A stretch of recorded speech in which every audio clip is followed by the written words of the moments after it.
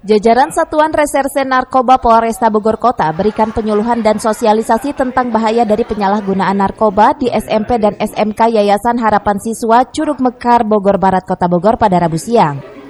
Kegiatan ini dilakukan mengingat angka penyalahgunaan narkoba di kalangan pelajar di Kota Bogor mengalami peningkatan, sehingga perlu adanya upaya dini yang dilakukan jajaran kepolisian untuk memberikan edukasi dan wawasan tentang dampak negatif narkoba.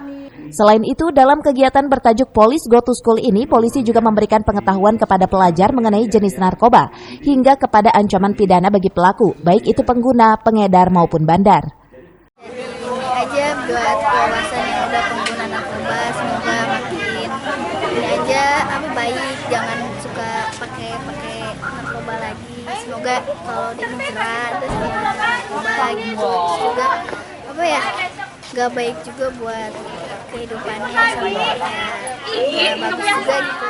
Ajarin tentang narkoba jenis-jenisnya, sama penggunaan, terus satu lagi hukuman tindak pidana.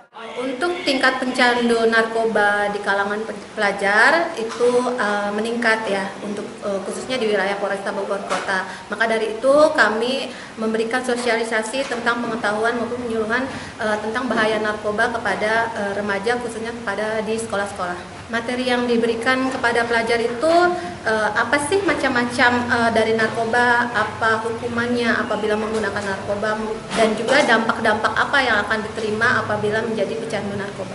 Karena sebagai generasi penerus di tahap-tahap remaja ini yang sangat rentan untuk menggunakan narkoba.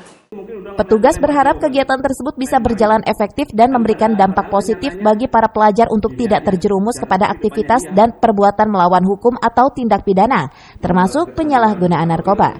Dari Kota Bogor, Herman Bons melaporkan.